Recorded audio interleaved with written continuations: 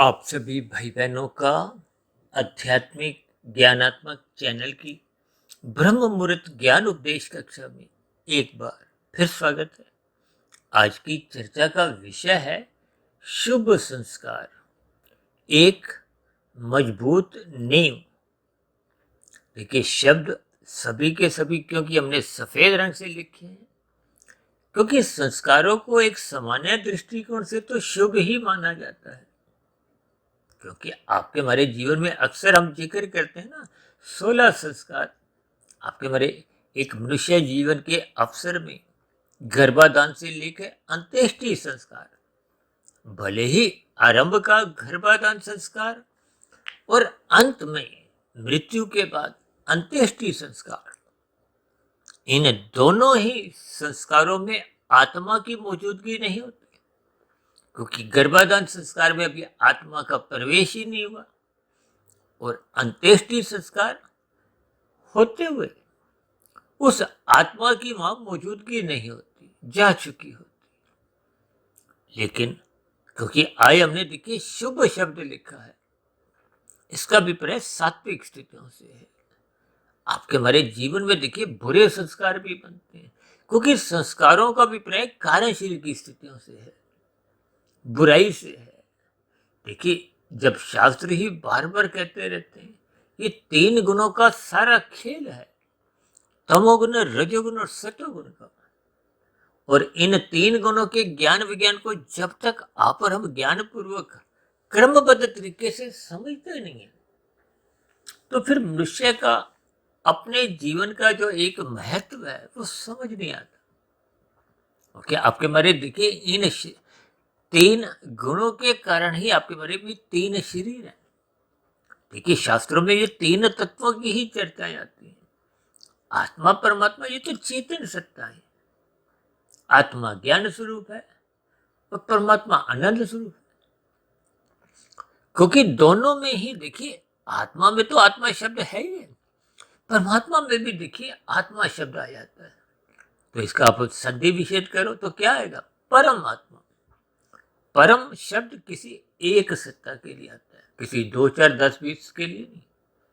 यानी कि परमात्मा एक सर्वोच्च एक सत्ता है। इसको अक्सर हम कहते हैं ना, परमात्मा आनंद स्वरूप सत्ता है। आत्मा के लिए तो नहीं कभी कहा गया कि आत्मा आनंद स्वरूप सत्ता है। यदि आनंद स्वरूप सत्ता ही होती तो फिर हमें परमात्मा की भी कोई जरूरत ही नहीं। देखिए, शब्दों की स्थितियों को आप समझो। जो माया है, भले ही साधारण शब्दों में तो हम बोलते रहते हैं बड़ी परिवर्तनशील है, लेकिन माया तो एक यंत्र है, एक जड़ स्थिति है। जड़ में अपने आप कोई परिवर्तन नहीं आता। देखिए, आपके हमारे घरों में कितने ही यंत्र हैं, फ्रिज है, गीजर है, टीवी है, वॉशिंग मशीन है, आपके हमारे हाथों में मोबाइल है, लैपटॉप है। ये कितनी ही स्थितियां हैं। और वर्तमान समय तो देखिए कलयुग की स्थिति है, यंत्रों का अंबार लगा हुआ है। ये सभी यंत्र अपने अपने स्वभाव के अनुसार काम करते हैं। देखिए, जो चेतन सत्ता है, आत्मा और परमात्मा, इनका स्वरूप कहा गया। जैसे आत्मा ज्ञान स्वरूप है और परमात्मा आनंद स्वरूप सत्ता है। और जो माया है, माया के तीन गुण हैं जिनको अभी हम यंत्र कह रहे हैं, इनके अपने अलग अलग स्वभाव है। यानी इन तीन गुणों के अपने अलग अलग एक लक्षण है, और उन गुणों का हम जैसा जैसा संग करते हैं, फिर वैसा वैसा उन गुणों का रंग, एक प्रभाव, एक परिणाम रूप में आपके हमारे अंतःकरण में, आपके हमारे कार्य शरीर में क्रमशः बनता जाता है। अब तमोगुण को तो देखिए पदार्थों से जोड़ा गया है, निषेध कर्मों से भी जोड़ा गया है, एक निंदनीय स्थितियों से भी जोड़ा गया, हालांकि नींद से भी जोड़ा गया। लेकिन एक साधारण शब्दों में शास्त्रों में कहा गया इस तमोगुण की निंदा करो। अब इस निंदा का अभिप्राय देखिए अलग अलग स्थितियों में कुछ अलग अलग इनके भावार्थ अर्थ बन जाते हैं कि शब्द, अर्थ और भावार्थ ये तीनों अलग अलग स्थिति है। शब्द तो वही रहते हैं, इनके अर्थ भी लगभग वही रहते हैं, लेकिन भावार्थ की स्थितियां बदल जाती हैं। अक्सर हम बार बार कहते रहते हैं ना, शब्दों को 1% महत्व दो, अर्थों को 10% महत्व दो, यानी कि उससे अधिक महत्व दो, और भावार्थों को 100%, 100% महत्व दो। अब देखिए, 1, 10, 100% की ही ये जो स्थितियां हैं, ये अपने आप में ही बहुत गहरा ज्ञान देती है। और यही स्थितियां अक्सर हमारी चर्चाओं में, देखिए पिछले 5 वर्षों से हमने भी लगभग 2350-60 वीडियो तो प्रसारित कर भी चुके हैं, और हमारी सभी प्रसारित हो चुकी वीडियो में प्रकृति के 3 गुणों की ही चर्चाएं होती हैं। इन 3 गुणों से ही आपके हमारे जो 3 शरीर हैं, स्थूल शरीर, सूक्ष्म शरीर, कारण शरीर पर चर्चाएं होती, क्योंकि भगवान श्री कृष्ण जी ने तो गीता में स्पष्ट शब्दों में कहा है कि प्रकृति के 3 गुणों की रहस्यमय स्थितियों को समझो। ये एक गूढ़तम ज्ञान विज्ञान है। जब तक हम इस माया के गुणों का ज्ञान विज्ञान समझते नहीं है, जिसको एक साधारण मनुष्य बहुत ही हल्के में लेता है। और मैं तो आप भाई बहनों से अक्सर विनती करता रहता हूँ कि गीता का 13वां 14वां अध्याय जो इन 3 गुणों से ही संबंध रखता हुआ ज्ञान प्रस्तुत करता है, उसको बार बार पढ़ो, क्योंकि हमारी तो इन सभी वीडियो में ही इन 3 गुणों से संबंधित चर्चाएं होती हैं। और हम तो अक्सर बार बार कहते हैं, तमोगुण से 10 गुना अच्छा रजोगुण है, रजोगुण से भी 10 गुना अच्छा सतोगुण है। इसके पीछे का भावार्थ यही है कि प्रकृति के जो भोग आप और हम भोगना चाहते हैं, उनके लिए जो शास्त्रों में विधि विधान द्वारा विहित कर्म करने की अनुमति दी है, उनको करो, छीनो नहीं। देखिए, कर्मफल सिद्धांत, ये शब्द बार बार हमारी चर्चाओं में अक्सर बोला जाता है, क्योंकि ये जो आपके मेरे शरीर हैं, स्थूल शरीर, ये मनुष्य योनि के। अभी कुछ दिन पहले हमने मनुष्य योनि ये साथ ही एक अपॉइंटमेंट लेटर शब्द जोड़ा था, क्योंकि आपका मेरा जो मनुष्य योनि है, ये एक बहुत ही महत्वपूर्ण है, इसलिए हमने इसको एक अपॉइंटमेंट लेटर के साथ जोड़ा था। अब नीचे की तो जोनियां देखिए, दंडमय जोनि है। अभी कुछ रोज पहले ही हमने इस पर प्रकृति की एक रिमांड से जोड़ते हुए नीचे की जोनियों को, 80 लाख प्रकार की जोनियों को एक रिमांड से जोड़ा था, क्योंकि वर्तमान समय में देखिए कुछ ऐसी स्थितियां, पुलिस की, अदालतों की, रिमांड की, जमानत की, अपराधों की, ये बहुत शब्द कुछ चर्चित से होते जा रहे हैं। तो हमारी कोशिश होती है शाम की संध्या बेला ज्ञान कक्षा में जो शब्द कुछ अधिक प्रचलन में आ रहे हैं, या आपके हमारे व्यवहार में बोले जाते हैं, या आपके हमारी दिनचर्या का हिस्सा बन चुके हैं, तो उन शब्दों को ही पकड़कर हम कुछ ऐसी स्थितियां वीडियो में बनाते हैं, ताकि प्रकृति के 3 गुणों का जो ज्ञान विज्ञान है वो आपको में समझ में आए। देखिए, उन शब्दों से हमने नहीं जुड़ना, उन शब्दों के जो अर्थ भावार्थ हैं। देखिए, मैं अक्सर अपनी चर्चाओं में भावार्थ को बहुत अधिक महत्व देता हूँ, क्योंकि शब्द तो वही के वही टिके रहते हैं, लेकिन इनके अर्थ भी लगभग वही रहते हैं, लेकिन भावार्थ तो अक्सर बदल जाते हैं। हम किसी एक वीडियो विशेष में किसी शब्द को किसी भावार्थ रूप में समझाते हैं, उसी शब्द के ऊपर जब हम कुछ अलग चर्चा करते हैं तो उसके भावार्थ बदल जाते हैं। और जो मनुष्य शब्दों पे ही अटक जाते हैं, उनकी फिर आगे की यात्रा बढ़ नहीं पाती। देखिए, शब्द क्या है? ये तो आकाश का गुण है। और आपका हमारा शरीर भी तो देखिए भौतिक है, ये तामसी है, ये पृथ्वी जल अग्नि वायु आकाश का बना है। और आपका हमारा शरीर बनने के पीछे का जो कारण है वो भोग्य विषय है, गंध, रस, रूप, स्पर्श और शब्द। देखिए, शब्दों की स्थितियों को एक मिलान समझिए। तमोगुण का क्या अभिप्राय है? देखिए, तमोगुण को पदार्थों से जोड़ा गया, और जो हम बार बार कहते हैं तमोगुण की निंदा करो, इसका अभिप्राय ये है, यदि आप संसारी 5 विषय भोग, गंध, रस, रूप, स्पर्श और शब्द, इनको भोगना चाहते हो, तो शास्त्रों में जो विधि विधान द्वारा विहित कर्म करने की आपको हमें अनुमति मिली है, उनके अनुसार भोगो। कि जब हम सड़क पे वाहन ले जाते हैं तो हम सब अपने मंजिल पर जल्द से जल्द पहुंचना चाहते हैं। तो यातायात के भी कुछ नियम बने हैं। हरी बत्ती पे ही आप चल सकते हो, क्योंकि अब कितने ही ऐसे चौराहे आ जाते हैं। अब हाँ, सबने अपनी अपनी गंतव्य पे मंजिल पे पहुंचना है, तो एक व्यवस्था सी बनी है। जैसे कर्मफल सिद्धांत एक व्यवस्था है। देखिए, यातायात के नियम तो आपने हमने बनाए हैं, सरकार द्वारा बनाए हैं, और हम सब तो अपूर्ण माने जाते हैं। इसलिए तो समय समय पे देखिए कुछ इन नियमों में परिवर्तन करना आपकी हमारी एक मजबूरी हो जाती है, संशोधन होता है।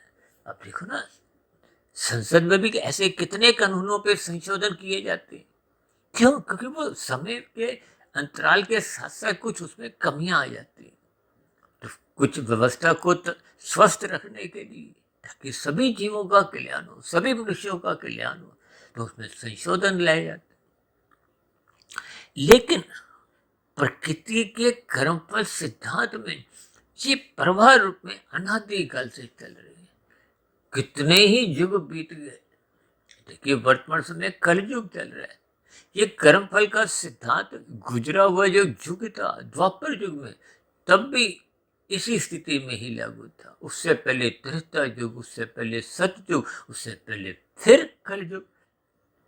क्योंकि ये युगों की स्थितियां तो प्रवाह से अनादिकाल से चलती आ रही है। इसका कोई और शोर नहीं, कब से चली। देखिए, शास्त्रों में आत्मा परमात्मा को तो नित्य तत्व कहा ही गया है। इन तीन गुणों को, तमोगुण, रजोगुण और सतोगुण, इनको भी नित्य कहा गया। नित्य का अभिप्राय इनका कोई कारण नहीं है। जैसे आपके हमारे शरीर का एक कारण है, कारण शरीर।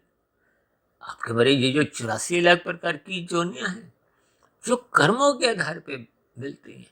कर्म कहो, कर्माशय कहो, संस्कार कहो। देखिए, कर्माशय को भी शास्त्रों में धर्म अधर्म संस्कार से जोड़ा गया, और इसलिए हमने क्या कहा, शुभ संस्कार एक मजबूत नींव। देखिए, नींव तो हम सभी भाई बहन मजबूत रखना चाहते हैं। नींव मजबूत नहीं होगी तो जीवन में जब कभी देखिए कुछ स्थितियां, जैसे आंधी आती है, तूफान आते हैं, तो ऐसे कौन से पेड़ हैं जो उखड़ जाते हैं, जिनकी नींव कमजोर हो चुकी होती है। ये संस्कारों को आज हमने देखिए नींव के साथ जोड़ा है, क्योंकि हमने संस्कारों के साथ शुभ शब्द लगाया है। तो शुभ शब्द का अभिप्राय सात्विक स्थितियों से है। धर्म के अनुसार इस सात्विक स्थितियों को देखिए हम संस्कारों से जोड़ते हैं। इसलिए आपके हमारे जीवन में गर्भाधान की स्थिति से ही हम शुभ संस्कार बनाने का एक प्रयास करते हैं। अभी तकरीबन देखिए 2 ढाई 3 महीने पहले हमने एक संस्कारों पे, एक विशेष स्थितियों पर, जिसपे हमने गर्भाकाल की स्थिति, शिशु काल की, किशोरावस्था, युवावस्था, क्योंकि आपके हमारे स्थूल शरीर की देखिए अलग अलग स्थितियां हैं।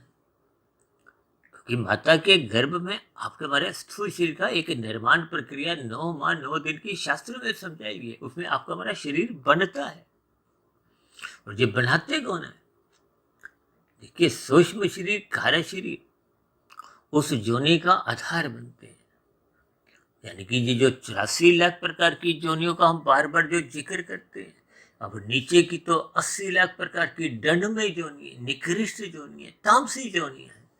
हालांकि मनुष्य जोनि को देखिए राजसी कहा जाता है। तो देखिए, मनुष्य में देखिए राजसी, तामसी, सात्विक सभी प्रकार के स्वभाव के संस्कारों युक्त आत्माएं अलग अलग युगों में जन्म लेती है।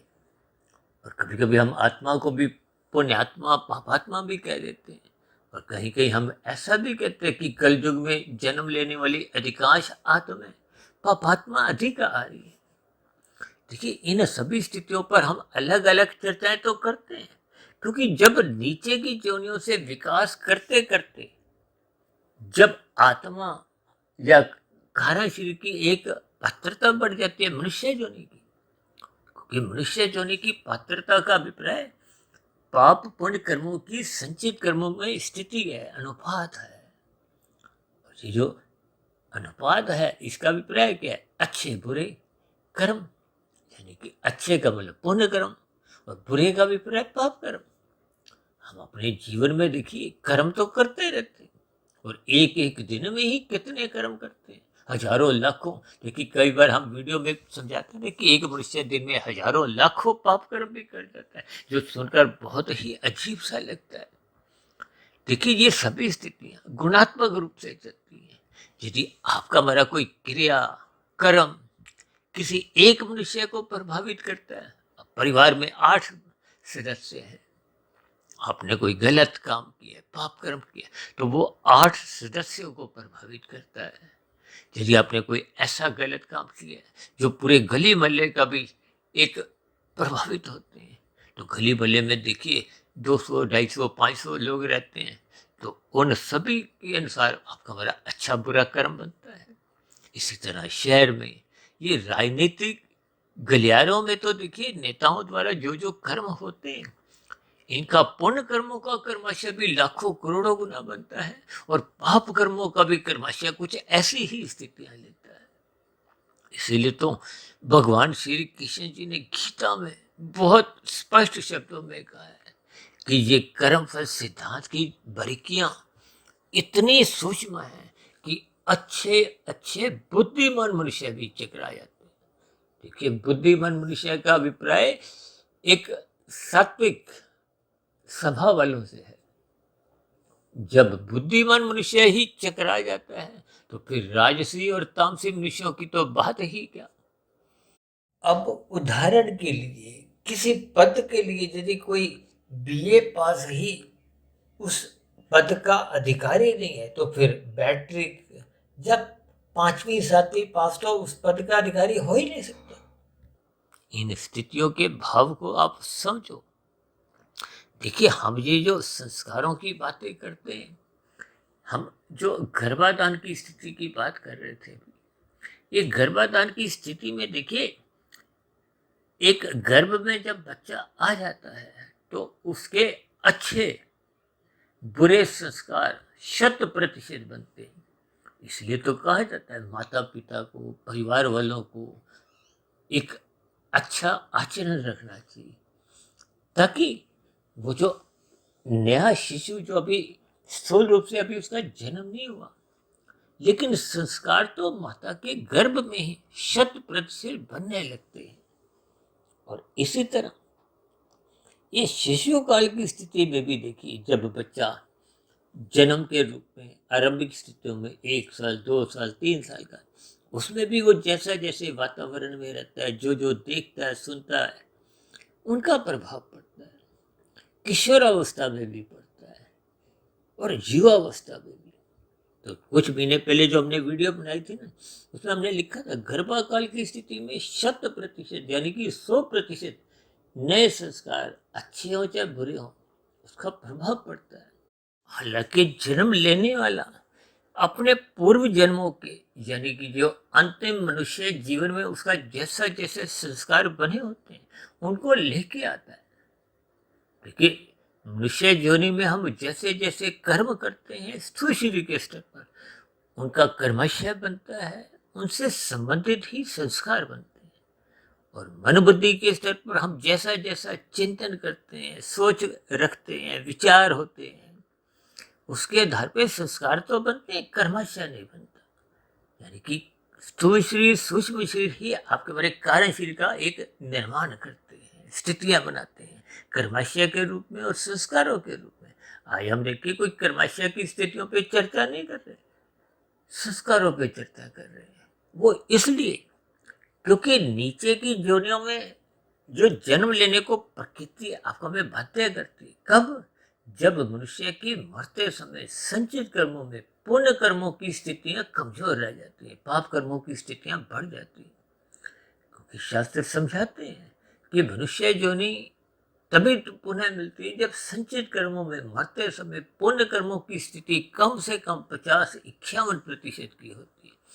और यदि ये कमजोर हो जाती है तो फिर पाप कर्मों का कर्मशय बढ़ चुका होता है। अब किसी के 80% पाप कर्म है, पुण्य कर्म मात्र 20% है। तो फिर तो वो बहुत नीचे की जोनियों में। अब नीचे की जोनियों में देखिए 20 लाख तरह की तो वनस्पति जोनी जो चल फिर भी नहीं सकते, 9 लाख तरह के समुद्र में रहने वाले जीव हैं, 11 लाख तरह के कीड़े मकोड़े कीट पतंगे, 10 लाख तरह के पक्षी बी और 30 लाख तरह के पशु। ये नीचे की 80 लाख प्रकार की जोनी। इसके बाद आपका हमारा मनुष्य जोनी का नंबर आता है। और मनुष्य जोनी की पात्रता तो तभी होती है अब जिसके 80% पाप कर्म है। भले ही हम किसी मनुष्य के मरते समय अच्छे भाव रखते हुए कहते हैं कि अमुक अमुक इंसान का स्वर्गवास हो गया, कोई ऐसे शब्द तो नहीं बोले जाते कि नरकवास हो गया। देखिए इन सभी स्थितियों के भाव समझने, जो नीचे की जोनियों में आज जितने भी जीव है, लाखों नहीं करोड़ों नहीं, देखिए एक एक जोनियों में ही करोड़ों अरबों जीव है। अब जैसे पशुओं में देखिए कुत्ता एक जोनी है, अब दिल्ली में ही कितने कुत्ते हैं, पूरे भारत में ही कितने कुत्ते हैं, पूरे अलग अलग सभी देशों में कुत्ते कितने। अब जोनी तो केवल एक कुत्ता जोनी, यानी कि इतनी अनंत जीव है। अब इन अनंत जीवों की स्थितियों का अभिप्राय क्या है? अब उनका पाप कर्मों का कर्माशय पिछली मनुष्य जोनी में जब उनकी मृत्यु हुई थी तो उनका पाप कर्मों का कर्माशय अधिक था, तभी तो नीचे की जोनियों में प्रकृति आपको में जन्म लेने को बाध्य कर देती। और जब पाप कर्मों का कर्माशय अधिक होता है, अब 80% पाप कर्म है, पुण्य कर्म 20% है, तो शुभ संस्कार भी 20% से अधिक तो हो ही नहीं सकते। देखिए इन सभी स्थितियों पर थोड़ा चिंतन करिए। जब 80% पाप कर्म है तो उनसे संबंधित संस्कार भी बुरे बन चुके होते। अब नीचे की जोनियों में देखिए दुख रूपी स्थितियां, कष्टमय स्थितियां, हालांकि परमात्मा तो देखिए परम दयालु है। परमात्मा ने नीचे की सभी जोनियों को क्रम से अचेत रखा है ताकि उनको दुखों का बोध ना हो। आपको में तो देखिए सचेत रखा है, किस लिए? ताकि हम साधना करें, परमात्मा की ओर सम्मुख हों और नए कर्म सोच समझ के करें। यदि हम अचेत स्वयं होते हैं, अब देखिए ना लोग मादक पदार्थों का सेवन करते हैं, गुटखा तंबाकू खाते हुए स्वयं को अचेत करते हैं। लोग ऐसे कितने ही नशे करते हैं। अब शराब का सेवन तो ब्याह शादियों में एक साधारण सी स्थितियां होगी। ये सभी स्थितियां आपको में अचेत करती हैं जिसमें आपको में सही गलत की पहचान नहीं होती। तो जिसके फलस्वरूप नए कर्म जो क्रियामान कर्म है, जो संचित कर्मों का एक हिस्सा बनते हैं, उसमें कोई सही सही सुधार आ नहीं पाता। इसलिए तो शास्त्र बार बार कहते हैं शुभ संस्कार बनाओ। और शुभ संस्कार कैसे बनते हैं? पुण्य कर्मों से। देखिए पाप कर्मों से राशि कर्म अच्छे हैं, यानी कि तमोगुण से 10 गुना अच्छा है राशि कर्म है। राशि कर्म एक साधारण कर्म है, विधि विधान द्वारा एक खाए पिया बराबर, इसमें कोई विशेष अच्छी स्थितियां नहीं मानी जाती, लेकिन बुरी स्थितियां भी नहीं, क्योंकि हम कर्म विधि विधान द्वारा करते हैं, धर्मानुसार करते हैं, दूसरों को कष्ट भी नहीं देते, दूसरों को यानी कि सुख दुख नहीं देते, अपने सुख को सुनिश्चित करते हैं। लेकिन सात्विक कर्म प्रॉपर के करें। जब हम सात्विक कर्म करते हैं, पहले दूसरों को सुख देते हैं, फिर अपना सुख भी चाहते हैं। चाहे धर्म का प्रचार करो, चाहे परोपकार के कार्य करो। जैसे लोग देखिए कुत्तों को, गाय को और भी विभिन्न प्रकार के, देखिए जब हम परोपकार के कार्य करते हैं, पक्षियों को दाना देते हैं, पेड़ पौधों को चाहे हम जल भी देते हैं, देखिए ये सभी स्थितियां जब सकाम भाव से होती हैं तो ये पुण्य कर्म होती है। जब ये निष्काम भाव से होती है तो इनको कर्म योग का नाम दिया गया। यानी कि जब कर्म एक क्रिया रूप में किए जाते हैं, देखिए जब सकाम भाव से होता है तो वो कर्म हो जाता है, तो कर्म के साथ फिर वो फल आता है। यानी कि अच्छे का अच्छा फल आएगा, बुरे कर्म का, पाप कर्म का एक बुरा परिणाम आएगा ही। ये एक सिद्धांत है, इसको रोक नहीं सकते। इसलिए तो हम पाप कर्मों को एक गैर जमानती वारंट से भी जोड़कर समझाते हैं। इसीलिए तो कहते हैं सोच समझ के कर्म को, छोटे से छोटा किया गया पाप कर्म भी एक दिन फलित तो होगा।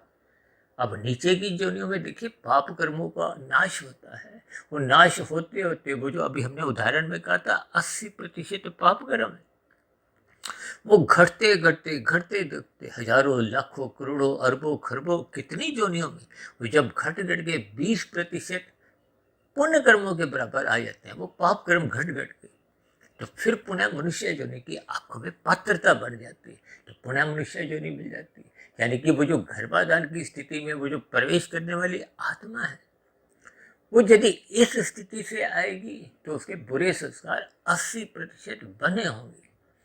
अब उन बुरे संस्कारों को वर्तमान जीवन में हम समाप्त करने की आंखों में एक अवसर मिलता है। इसलिए तो कहते हैं सत्संग करो। शास्त्र कहते हैं जो मनुष्य सत्संग नहीं करता, ब्रह्म मुहूर्त में उठता नहीं है, गुरु के प्रवचनों को सुनता नहीं है, शास्त्रों का स्वाध्याय नहीं करता, यानी कि कुल मिलाकर जब तक आपके हमारी परमात्मा की सम्मुखता नहीं बनती तो फिर नए शुभ संस्कार बनते नहीं। और शुभ संस्कार बनाना ही आपकी हमारी एक नींव है। मजबूत नींव तो तभी बनेगी जब शुभ संस्कार अधिक बनेंगे।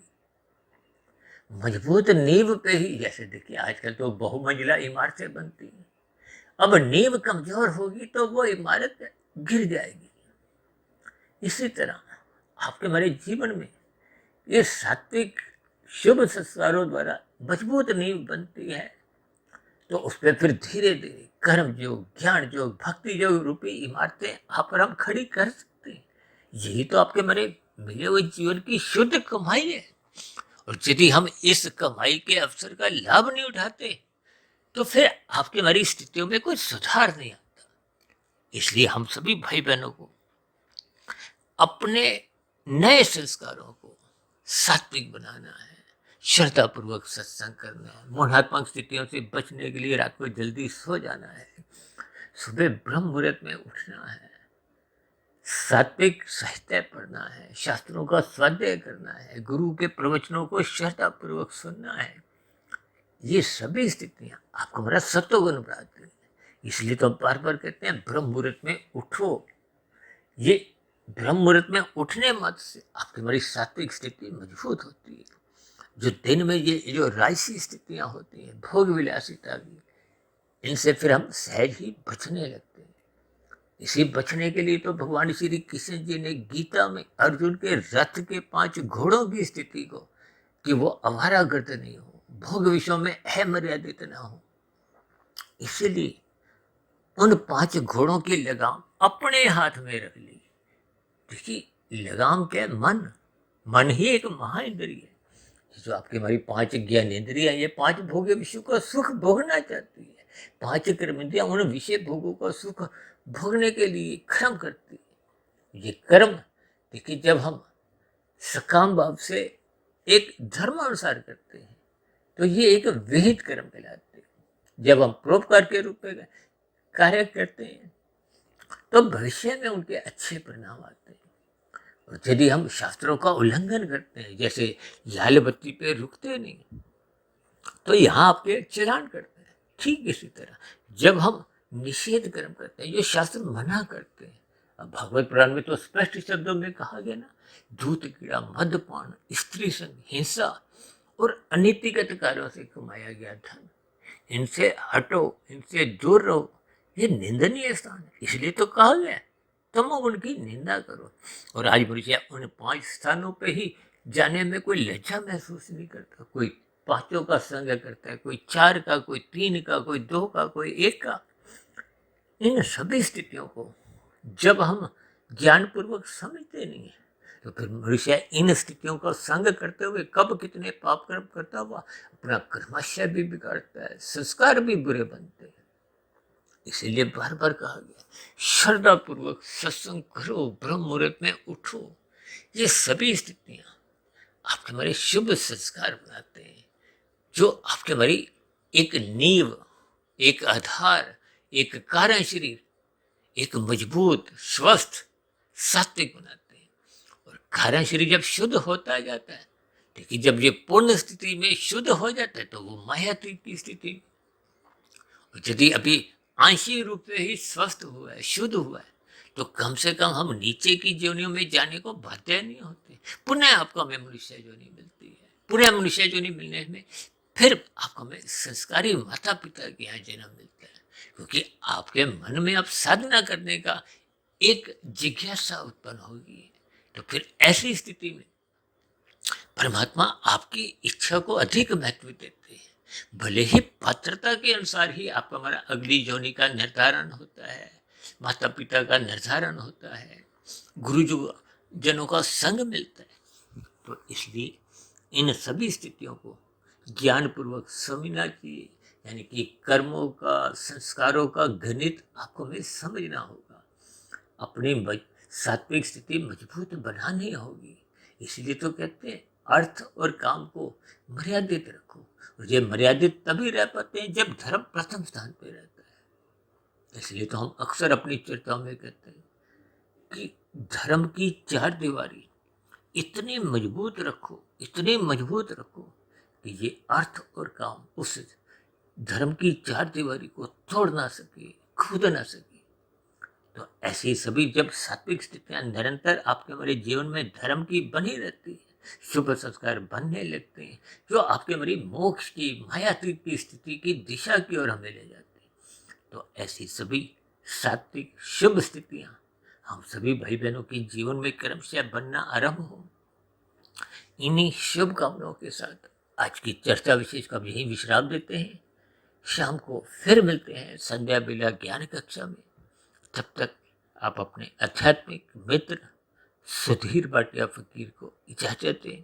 फिर भी वीडियो संबंधित आपके मन में कोई प्रश्न उठ रहा हो, कोई मेरी कही गई बातें आपको तर्क संगत सही नहीं लगती हो, कहीं कहीं यदि आपकी कोई आपत्ति हो, शिकायत हो, तो इन सभी स्थितियों के लिए आप नीचे दिए गए कमेंट्स बॉक्स पर जाकर अपने प्रश्न, सुझाव और अपनी शिकायतें लिख सकते हैं। अब चर्चा विशेष को यहीं विश्राम देते हैं। आप सभी भाई बहनों का इस चर्चा विशेष को ध्यानपूर्वक, गंभीरतापूर्वक सुनने के लिए बहुत बहुत धन्यवाद।